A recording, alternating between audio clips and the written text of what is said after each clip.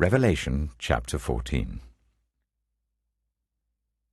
Then I looked, and there before me was the Lamb, standing on Mount Zion, and with him 144,000 who had his name and his Father's name written on their foreheads.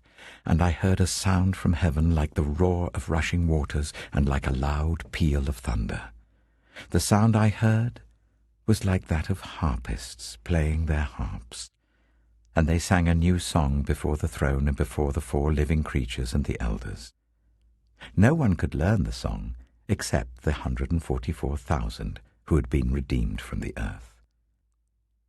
These are those who did not defile themselves with women, for they remained virgins.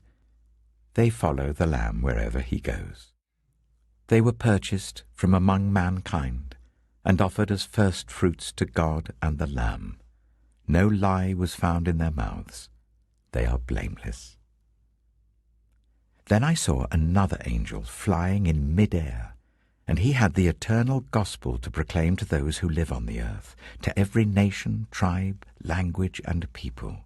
He said in a loud voice, "Fear God and give him glory, because the hour of his judgment has come. Worship him who made the heavens, the earth, the sea, and the springs of water." A second angel followed and said, "Fallen, fallen is Babylon the Great, which made all the nations drink the maddening wine of her adulteries." A third angel followed them and said in a loud voice, "If anyone worships the beast and its image and receives its mark on their forehead or on their hand, they too will drink the wine of God's fury, which has been poured full strength into the cup of his wrath. They will be tormented with burning sulphur in the presence of the holy angels and of the Lamb, and the smoke of their torment will rise for ever and ever. There will be no rest, day or night, for those who worship the beast and its image, or for anyone who receives the mark of its name."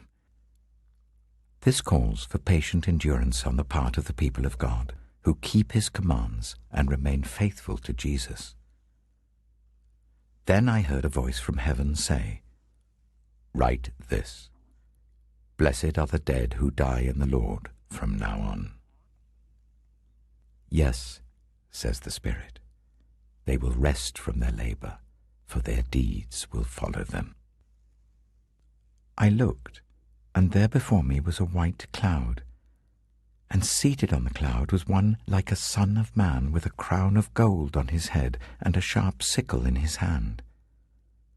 Then another angel came out of the temple and called in a loud voice to him who was sitting on the cloud, "Take your sickle and reap, because the time to reap has come, for the harvest of the earth is ripe."